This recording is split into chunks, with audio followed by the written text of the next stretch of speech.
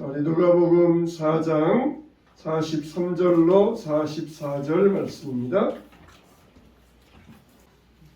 자, 신약성경 95면 누가복음 4장 43절로 44절 말씀입니다. 자, 다같이 한 목소리로 시작. 예수께서 이르시되 내가 다른 동네들에서도 하나님 나라의 복음을 전하려 하리니 나는 이 일을 위해 보내심을 받았노라 하시고 갈릴리 여러 회당에서 전도하시더라. 아멘. 할렐루야. 할렐루야. 예배에도 주님께서 여러분과 함께 하시길 주님의 이름으로 축원합니다. 어느 미국에 아름답게 지어진 예배당이 있었어요. 그래서 신사숙녀들이 단장을 하면서 교회당에 예배드리러 모이고 있었습니다.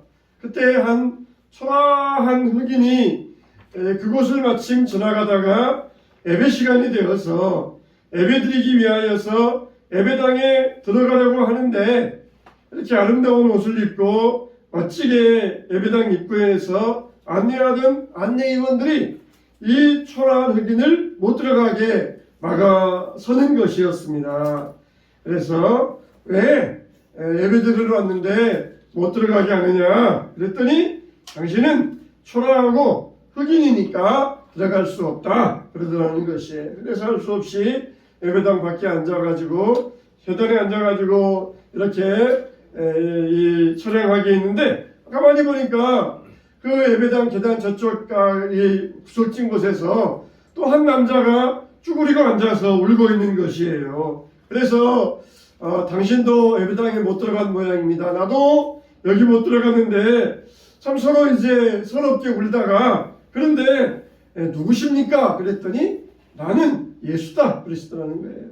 그러니까 예수님도 그 예배당에 못 들어가시고 이 흑인도 못 들어가고 아름답게 차려입은 백인 남녀만 그 예배당에 들어가서 예배드리는 그런 예배가 되었다는 누가 만들어낸 이야기겠지만은 그런 이야기가 있습니다. 참 여러분 우리가 예수님을 본받을 수 있어야 돼요. 예수님은 누구 하나 차별하지 아니하셨습니다. 이번에 베트남에 가서 보고 느낀 것은 아직도 복음을 듣지 못한 사람들이 너무 많다는 것이에요. 베트남 인구가 면적은 우리나라 남한의 한 4배 정도 되고 인구는 1억 명 정도가 돼요. 그러니까 아직도 땅은 넉넉하잖아요. 보니까 밀림도 많이 있고 이렇게 버려진 땅도 있고 분명히 평평한 좋은 땅인데 아무것도 안 심고 그냥 잡초만 우거져 있는 그런 땅들이 참 많았어요. 그런데 보니까 불교가 70% 그리고 카톨릭이 10% 그리고 통계가 나온 것은 기독교인들이 2%라고 말하는데 실제 현장에서 선교하시는 선교사님들은 1% 될 것이다 그렇게 이야기를 하셔요. 1% 코로나로 인하여서 줄어들었고 또 시골에 있는 사람들이 도시에 와가지고 신앙생활하면서 시골에서도 통계를 내고 도시에서도 통계를 내가지고 이중으로 잡혀있는 경우가 많아서 공식적으로는 2%라 그러는데 실제적으로는 1% 될 것이다 그래요. 그러니까 1억 명 가운데 1%니까 몇 명이겠습니까? 100만 명. 100만 명 정도가 베트남 인구의 기독교 인구라는 것이에요. 근데 베트남의 1억 명 중에 20만 명이 우리 한국 교포들이에요. 20만 명이 한국 교포가 베트남에서 장사하고 있고 현대, 삼성, LG, SK 모든 대기업들은 다 베트남에 들어가 있어요. 그리고 베트남에서 한국에 나와 있는 사람들이 또 20만 명. 그러니까 베트남에 한국인이 20만 명, 또 한국에 베트남인들이 20만 명. 그렇게 공평하게 20만 명이 나와 있다 그랬어요. 그래서 이 베트남은 남과 북으로 긴데 그 길이가 끝에서 끝까지가 1600km예요. 우리 서울 부산을 2번 왕복하는 거리가 베트남 끝에서 끝까지 거리예요. 그러니까 저 아래는 호치민이 있고 저 북쪽에는 하노이가 있는데 제가 물어봤어요. 선교사님, 여기 20년 동안 계셨는데 호치민에서 하노이까지 가보셨어요? 그랬더니 한 서너 번 가보셨대요. 처음에는 젊었을 때에는 자동차를 타고 갔는데 꼬박 이틀이 걸리셨어요. 근데 요즘은 이제 갈 일 있으면은 비행기를 타고 가신다는 것이에요. 저희도 이 호치민에서 무인대라고 하는 곳에 약 150km 정도를 갔는데 버스로 시간이 4시간이 걸려요. 우리 같으면은 150km면은 1시간 반 그 정도면 갈 거리잖아요. 근데 길이 안 좋으니까 그냥 도로가 일반 도로고 그러니까 4시간이 걸려가지고 그렇게 다녀왔습니다. 아직도 인프라가 그렇게 좋은 편이 아니에요. 자, 보겠습니다. 베트남은 지금도 이제 사회주의 국가입니다. 우리가 먼저 한번 보겠어요.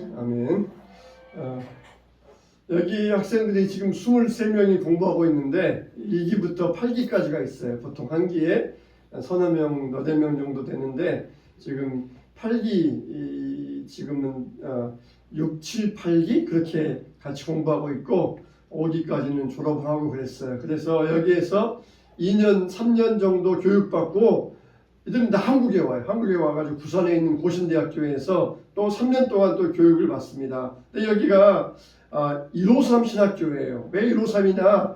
성경에 나오는 153마리 그 뜻도 있지만은 베트남 정략에 우리가 153개의 교회를 세우는 게 우리의 목표다. 그래서 153 신학교예요. 그래서 여기에서 한 3년 공부하고 한국에 와서 또 3년 공부하면은 바로 이제 한국에서 베트남 현지인으로서 베트남으로 이 선교사 파송을 받아요. 그래가지고 자기 고향에 가서나 교회 없는 지역에 가서 교회를 개척을 합니다. 근데 이 베트남은 사회주의 국가예요. 또 사회주의 국가. 아직도 공식적으로는 전도를 못해요. 전도를 정식으로 가서 예수 믿어라 그렇게 전도하면 왜 지금 이 사람은 안 믿을 권리가 있는데 네가 왜 그 권리를 침해하고 있느냐 그래가지고는 체포해서 공안이 잡아갑니다. 여러분 지금 이제 신학생들이고 이분이 이제 맨 앞에 있는 이분이 선교사님이신데 여기는 어디냐면은 저기 소수부족의 교회예요. 소수부족. 이 소수부족의 교회인데 베트남 가면은 50개의 소수부족이 있어요. 근데 이 소수부족은 또 철저히 공안들이 와서 전도하려고 하면은 또 철저하게 막습니다. 이 유현석 선교사님이 소수부족 주로 이들이 이제 정글 속에 있거든요. 자기들끼리 모여가지고 한 20 내지 35 정도 한 50명 정도 이렇게 모여서 사는 이런 소수부족들에게 가서 전도하면은 어떻게 알고 공안이 찾아온대요. 거기까지 경찰이 찾아와요. 그래가지고는 왜 너는 허락을 안 받고 여기 와서 집회를 하느냐 그러면은 오히려 이 선교사님이 지혜롭게 대처하면서 역공을 합니다. 나 정말 너 잘왔다. 내가 여기 와서 허락받고 싶었는데 어떻게 허락받는지를 몰랐는데 네가 허락받잖아 했더니 그렇다는 거예요. 그러면은 네가 허락해주면 좋겠다. 그러면서 이 베트남은 또 굉장히 서로 이 어른 존중하는 사회이기 때문에 너 나이 몇 살이냐? 그러면은 30 몇 살이에요. 그러면 내가 너보다 나이 많으니까 내가 형님 하겠다. 그러면서 막 이렇게 친해져 가지고는 이 사람이 이 집회를 방해하러 왔는데 막 그렇게 친절하게 대해주니까 뭐 얼떨떨해져 가지고는 그냥 나중에는 서로 친해져 가지고 서로 이제 나중에 가면은 또 형님 동생하고 그러면서 복음을 전했다는 것이에요. 그래서 이제 또 이들은 또 원하잖아요. 은근히 원하잖아요. 그러면서 이제 돈도 주고 그러면서 이렇게 어렵게 복음을 전하고 있다는 것이에요. 또 이 무인의 신학교도 보니까 이 건물 독채를 빌려가지고 23명 남자 신학생이 한 곳에서 이제 생활을 하는데 참 우리가 갔을 때에도 그동안 한 달 월세가 밀려 있었는데 또 오셔가지고 이렇게 후원해 주시니 또 하나님께서 까마귀를 보내주셔가지고 우리 월세를 이렇게 해결받게 되었습니다. 감사합니다. 그렇게 또 인사를 하시더라고요. 또 이제 끝난 다음에는 예배 드리고 끝난 다음에는 한 명씩 우리가 가서 신학생들과 이야기를 해요. 대부분 이제 이들은 계속해서 한국어로 교육받기 때문에 이제 처음 들어온 학생들은 한국어 서툴지만은 2, 3년 정도 공부한 학생들은 어느 정도 한국어가 소통이 돼요. 그래가지고는 같이 가서 저녁 먹으면서 또 이야기도 하고 그렇게 또 조금 매달마다 선교사님이 신학생들에게 어느 정도 좀 후원해 주면서 그렇게 식비도 하고 책도 사고 가는데 직접 오셨으니까 목사님들이 좀 후원금 좀 직접 주시면 좋겠어요. 그래서 제가 가지고 왔던 돈도 다 털어가지고 또 후원해주고 이렇게 돌아오기도 했습니다. 여기 가니까 여러분 점심 때 이 망고젤리 드셨죠? 망고젤리 9개짜리 한 봉지에 3,000원씩 하더라고요. 그래서 그걸 팔아가지고 선교사님들 여기 전기세나 혹은 학비 정도 보태고 또 이 학생들의 부모님들이 실제 밀림에 가서 실제 꿀들 아주 그냥 안 들어간 아주 순수한 토종 꿀들 그걸 가져다가 또 비치해 놓고 팔면서 그걸 가지고 또 학교 운영에 재정에 도움을 하고 그랬었어요. 자, 그런 꿀들은 아주 세대요. 그래가지고 우리 꿀 같지 않고 양분 같지 않고 아주 세가지고 조그만 500ml 한 병에 5만원, 1리터짜리 하나에 10만원 그렇게 하면서 꿀을 판매했었는데 어쨌든 이렇게 참 이 선교사님이 정말 멀리까지 오셔가지고 왜 아쉬운 소리 해야 되겠어요? 그냥 이거 하나 팔아주세요. 이거 하나 도와주세요. 이거 하나 후원해주세요. 정말 복음 때문이 아니겠어요? 복음 때문에 이 사람도 어떻게 했는지 복음 전해서 믿게 하려고 그래서 후원 받아가지고 또 복음에서 재생산해가지고 하기 위해서 그런 모습 볼 때에 참 많이 마음이 짠하기도 하고 또 그리고 부럽기도 하고 감사하기도 하고 그랬어요. 그냥 아쉬운 소리 하면서 이거 하나 팔아주세요. 우리 신학생들 후원해주세요. 뭐가 아쉽다고 그런 아쉬운 소리 해야 되겠어요. 그렇지만은 정말 복음 때문에 하나님의 사랑 때문에 그런 이 모습을 보면서 참 많은 느낌을 받았습니다. 그래서 참 여기가 이제 베트남 또 랑비안상이라는 곳인데 이것도 보니까 부족 간에 또 전설이 있어요.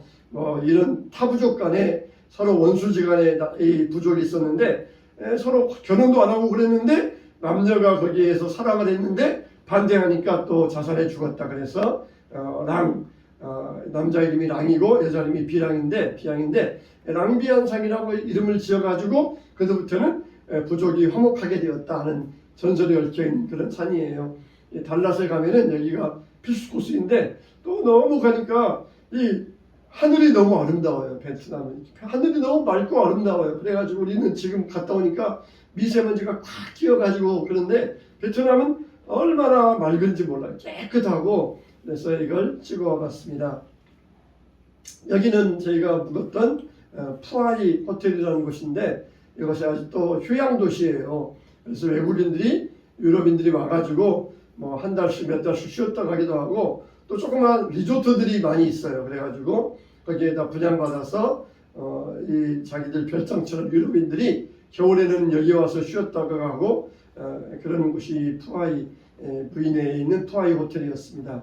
이분이 이제 유현석 선교사님과 사모님이신데 여기가 이제 20년 돼서 가지고 지금 베트남에서 사역하시는데 우리가 보면은 참 이 베트남이 아주 그냥 선교가 잘 되는 것처럼 착시가 일어나고 있어요. 왜냐하면은 선교사님들이 열심히 선교 보고 해주니까 야 이렇게 이 베트남은 선교가 잘 되고 있는 모양이다 이렇게 착시가 있는데 실제로는 정말 너무 어렵다는 것이에요. 그래서 베트남이 어려워가지고 캄보디아로 베트남 선교를 포기하고 캄보디아로 넘어가시는 분들이 많이 있어요.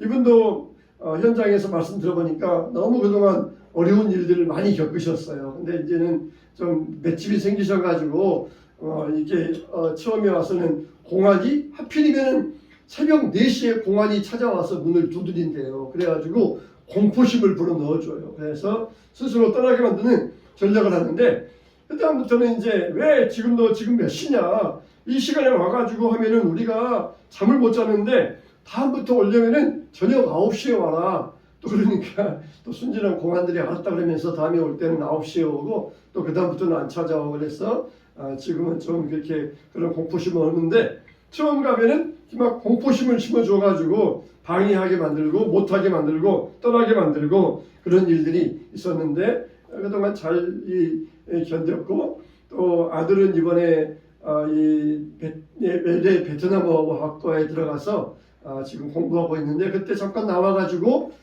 또 그렇게 약간 와서 얼굴도 보고 그랬었습니다. 이제 여기 이분들이 이쪽에서 여러분 볼 때 왼쪽에서 두 번째 분은 한국 사모님이고 나머지 세 사람들은 거기 신학교 교수 요원들이에요. 신학교 교수 요원들인데 맨 여러분 볼 때 왼쪽에 있는 분이 끼판, 그 다음에 세 번째가 응룩, 네 번째가 짜옹 이름이 참 이상하잖아요. 이렇게 이제 여성들인데 28, 30 된대 그래가지고 이제 결혼하고 싶다고 말도 막 하더라고요. 그래서 여기 맨 가해 이쪽에 왼쪽에 여러분 볼 때 왼쪽에 있는 여성은 자기 가정이 8남매래요. 그래서 오빠 5, 언니 2, 자기는 막내래요. 그래가지고 오빠 중에는 목사도 있고 의사도 있고 교수도 있고 그리고 농사 짓는 분도 있고 언니 2은 시골에서 농사 짓는데 정말 이분은 또 신학교 베트남에서 3년 하고 또 그리고 한국에 와서 부산에서 3년 했는데 한국에서 너무 환대받아가지고 한국이 지금도 그립다는 것이에요. 또 그리고 까만 옷 입은 자매도 28의 응룩인데 어머니가 목사님이에요. 어머니가 목사님. 그래가지고 어렸을 때 아버지하고 예수 믿는다는 것 때문에 굉장히 많이 싸웠대요. 그래서 할 수 없이 이제 아버지와 어머니가 이혼하고 그리고 어머니가 목사가 되어서 지금 저기 시골에서 사역하고 있다는 것이에요. 그래서 이 자매도 28이고 그 다음에 그 다음 자매가 이제 30살인데 여기 출신으로서 3년간 공부하고 한국에 3년 공부하고 또 돌아가가지고 거기에서 이제 학생들하고 먹고 자면서 학생들을 가르쳐주고 학생들을 위해서 그렇게 헌신하는 모습을 보았는데 참 이 선배이면서 교수로서 이렇게 학생들과 함께 생활하고 있었습니다. 여기는 이 신학생인데 19살 이 학생이에요. 이제 고등학교 막 졸업하고 신학교에 들어와서 이제 들어온 지 작년 9월인가 들어와서 한 6개월밖에 안 됐어요. 그래서 한국어가 서툴었어요.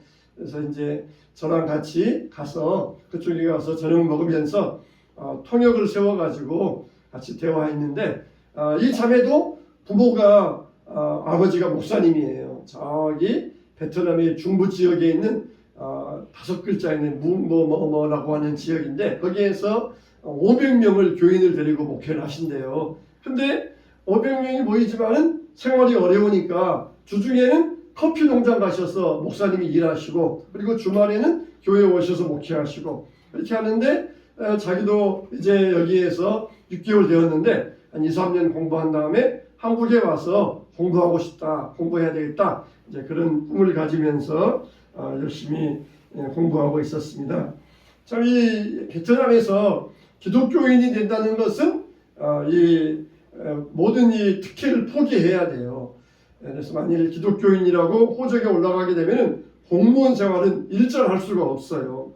그리고 베트남은 참 지금 한류가 넘쳐납니다. 그래가지고 곳에 보면은 한글 간판이 얼마나 많은지 몰라요. 뭐 식당, 뭐 심지어 만두, 그리고 뭐 담배, 뭐 마사지 그런 한글 간판들이 곳곳마다 많이 보여요. 남부지방에도 있고 중부지방도 있고 저 북부지방도 있고 그러면서 아주 한류 열풍 때문에 한국인이라 그러면은 굉장히 사람들이 호의적으로 대해줍니다. 제가 이제 올 때에도 비행기 옆자리에 한 베트남 남자가 앉아 있었는데 그래도 같이 옆자리에 앉아 있었다고 말은 안 통하지만은 내려가지고 나오는데 나를 불러 세우는 거예요.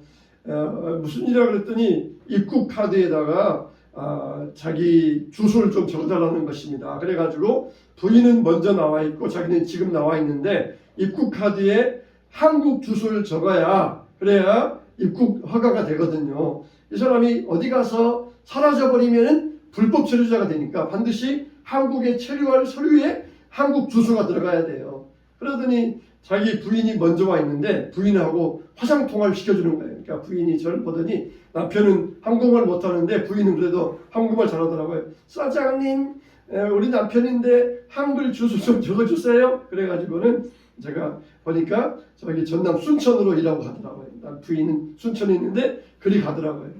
인천에서 내려가지고 이제 또 갈아타고 이렇게 해가지고 순천까지 갈 터인데 참 이 요즘 보면 이렇게 부부지간에 나와서 일하는 경우들이 많다고 합니다. 그래서 부부지간에 나오면은 못해도 한 이 시골에서 일하면은 300만 원을 주는데 먹여주고 재워주고 입혀주고 그러니까 300만 원이 순수익이잖아요. 그래서 애들이 이제 시골에서 할머니 할아버지가 맡아주고 그래가지고 300만 원 벌어가지고 고향에 돌아가면은 고향에서 아주 그냥 집도 사고 땅도 사고 넉넉하게 살 수 있으니까 한국 나오는 게 베트남 사람들한테는 참 희망이라는 것이에요. 이렇게 현지에 가서 이런 베트남 선교의 상황을 보면서 아직도 베트남은 이런 어려움이 많이 있구나. 단순히 그냥 베트남을 갔다만 올 때에는 몰랐는데 현장에 가서 이렇게 선교사님과 함께 다니면서 이 모습을 보니까 아직도 베트남에는 이렇게 선교할 때가 많이 있고 그리고 선교의 어려움도 있고 이 핍박도 있다는 것을 실제 느끼고 돌아왔습니다. 우리가 위해서 기도를 더 해주셨으면 좋겠습니다. 오늘 말씀을 통해서 우리가 간략하게 3가지만 말씀드리겠습니다. 첫째는 전도하러 오신 예수님이에요. 누가복음 오늘 읽은 말씀 가운데 하나님 나라의 복음을 전하여야 하리니 이 일로 보내심을 입었노라 말씀하셨어요. 두 번째로는 하나님 나라의 복음을 전하신 예수님이에요. 누가복음 8장 1절에 이후에 예수께서 각성과 촌에 두루 다니시며 하나님 나라를 반포하시며 그 복음을 전하실세 12제자가 함께하였더라 그랬습니다. 세 번째로는 승천하시며 성령을 보내주시고 전도하신 예수님이셔요. 마태복음 28장 18절 20절에 예수께서 나와 일러 가라사대 하늘과 땅의 모든 권세를 내게 주셨으니 그러므로 너희는 가서 모든 족속으로 제자를 삼아 아버지와 아들과 성령의 이름으로 세례를 주고 내가 너희에게 분부한 모든 것을 가르쳐 지키게 하라. 볼지어다 내가 세상 끝날까지 너희와 항상 함께 있으리라. 이렇게 말씀하셨다고 그랬어요. 그리고 우리 주님은 한 생명을 천하보다 귀히 여기신다는 것입니다. 미국에 어느 의사가 있었습니다. 이 사람은 기독교를 아주 경멸했어요. 그리고 예수님을 무시하는 사람이었습니다. 우리가 예수님을 부를 때 메시아, 그리스도, 주님 이렇게 부르는데 이 사람은 예수님을 멸시하니까 뭐라고 불렀냐면은 그 목수의 아들, 목수의 아들 그렇게 불렀던 사람이에요. 그렇게 항상 예수님을 무시하면서 목수의 아들이라 불렀는데 어느 날 이 사람이 불치병에 걸리게 되었습니다. 자신이 의사고 많은 의사 친구를 두었음에도 불구하고 자기에게 죽음의 그림자가 찾아오는 절명의 이 시간을 맞이하게 된 것이에요. 그래서 자기의 생명에 대해서 애착을 갖는 것이 불가능하게 되었을 때 이 자기 병상을 지키는 사람에게 이렇게 말을 했다고 합니다. 이제 나는 죽을 것인데 무엇보다 가장 괴로운 것은 목수의 아들에게 심판받을 것인지 모른다는 사실이다. 그렇게 이야기했다는 것이에요. 자기가 건강할 때에는 예수 그리스도를 목수의 아들 그러면서 무시했는데 이제는 죽음 앞에 서니까 그분을 만날 것이 두려워진다는 것입니다. 정말 아무리 세상에서 지위가 있고 지식이 있고 높은 자리에 있다 할지라도 모든 사람에게 필요한 것은 바로 예수 그리스도라는 것입니다. 모든 사람에게 필요한 것은 예수 그리스도예요. 정말 이 정글과 밀림에서 한 번도 복음을 듣지 못하고 죽어가는 사람들이 아직도 많아요. 1억 명 가운데 겨우 100만 명이 크리스찬이니까 아직도 9,900만 명이 복음을 모르고 살아가고 있어요. 불교에 찌들어가지고 그렇게 살아가고 있어요. 정말 세계 모든 사람들에게 필요한 것은 뭐냐? 바로 예수 그리스도라는 것이에요. 예수 그리스도. 이 사람들에게 물질이 필요하고 이 사람들에게 돈이 필요한 것이 아니라 정말 가장 필요한 것은 바로 예수 그리스도이시라는 것입니다. 우리들도 이 일에 함께하면서 기도로 동참하시면서 이 베트남에도 세계 모든 만방에도 주님의 복음이 전파될 수 있도록 힘써 주시기를 주님의 이름으로 축원합니다.